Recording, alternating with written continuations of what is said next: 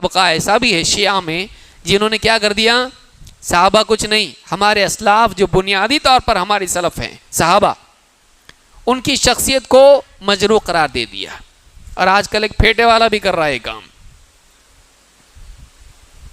ہمارے بھولے بھالے اہل حدیث بعض اوقات بولتے وہ بھی قرآن و حدیث سے بتاتا نا، ہاں لیکن اپنی طرف سے وہ بہت ساری باتیں اور بھی بتاتا ہے۔ جو آدمی اس کا چاہنے والا یہاں کوئی بیٹھا ہو غفلت والا دھوکے میں پڑا ہوا ہے، وہ ایک بات اس کی بتا دیتا ہوں تاکہ آپ کو یاد رہے۔ کبھی کبھی بہت زیادہ رد نہیں کرنا پڑتا، ایک آدھ بھی کافی ہو جاتا ہے۔ چاول پکے کہ نہیں پکے کیسا دیکھتے، پورا کھا کے تھوڑے سے معلوم پڑتا ہے۔ اس کا ایک آڈیو کلپ ہے، سمجھ رہے میں کس کے بارے میں بول رہا ہوں؟ ماشاءاللہ سمجھدار قوم ہے۔ اس نے اپنے خطاب میں کہا کہ اللہ تعالیٰ تم کو ایک آفر دے رہا ہے کہ تم 60 سال کی زندگی اللہ کے حکم کے مطابق گزارو، وہ بھی تمہیں ایک منی خدا بنا دے گا۔ نہیں سنے آپ لوگ یہ کبھی؟ کیا سنتے آپ لوگ؟ اس نے بات کہی، یہ کفر ہے، یہ کفر ہے، اور ہم کو بہت زیادہ رد کرنے کی ضرورت نہیں، اس کے گمراہ ہونے کے لیے اتنا ہی کافی ہے۔ اور 2 بار اس نے کہا، میری جیب میں ہو، کہ تمہارا رب تم کو یہ آفر دے رہا ہے کہ تم 60 سال کی زندگی اللہ کے حکم کے مطابق گزار دو، وہ تم کو کیا کرے گا، کیا بنائے گا؟ منی خدا بنا دے گا۔ جنتی منی خدا ہوں گے۔ اور اس میں سمجھایا بھی، کہا کہ دیکھو اللہ تعالیٰ کی صفات میں سے ہے کہ وہ اس کے لیے موت نہیں ہے، تو جنتی کو موت آئے گی نہیں آئے گی۔ اللہ جو چاہتا ہے کرتا ہے، جنتی بھی جو چاہے گا وہاں پر جنت میں کرے گا۔ تو اللہ تعالیٰ تم کو کیا آفر دے رہا ہے؟ 60 سال کی زندگی تم صحیح گزار دو، اللہ تم کو کیا بنا دے گا؟ نعوذ باللہ منی خدا۔ یہ نتیجہ ہوتا ہے گمراہ کا۔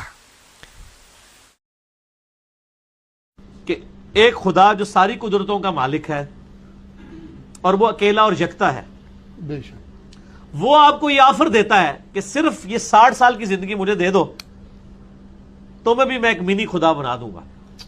جو کوالٹیز گاڈ کے پاس ہے، گاڈ کی کوالٹی کیا ہے؟ کن فیکون۔ جب کسی چیز کا ارادہ کرتا ہے وہ ہو جاتی ہے۔ تو جنت میں جنتی کیا ہوگا؟ یہی ہوگا، جب وہ ارادہ کرے گا وہی چیز کے سامنے آ جائے گی۔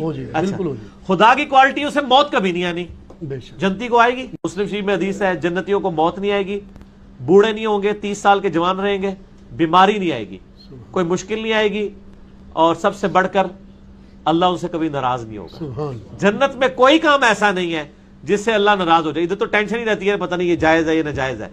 جنت میں جو کچھ ہے سب کچھ ہی جائز ہے۔ ادھر رول یہی ہے کہ جو آپ کا دل چاہے وہ آپ کے لیے جائز ہے۔ جس خدا نے آپ کو اتنی بڑی آفر لگائی ہے کہ 60 سال کی زندگی، وہ 60 سال کی بھی دن رات بھی نکال دے، سونے کے اوقات بھی نیٹ 4-5 سال آپ کو دے کے اربوں سال کی وہ زندگی دے۔ جو مسلم شریف میں حدیث ہے کہ آخرت اور دنیا کی مثال اس طرح ہے جیسے تم سمندر میں انگلی ڈبو، جو پانی لگے وہ دنیا کی زندگی اور سمندر آخرت کی۔ سر وہ آپ کو ایک منی خدا بنانے والا ہے۔ اس حوالے سے وہ فیمس ہوتے ہوتے ہوتے ہوتے ہوتے بڑھتا، ماننے والے بڑھتے، پھر ایسا عمدہ کام کرتا کہ سب بولتے کیا بولا ہی۔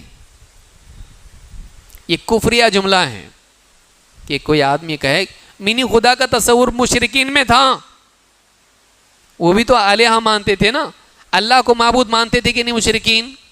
ما نعبدهم الا ليقربونا الى الله زلفا، ہم ان بتوں کی عبادت صرف اس لیے کرتے ہیں کہ ہمیں اللہ سے کیا کریں، کچھ اور قریب کریں۔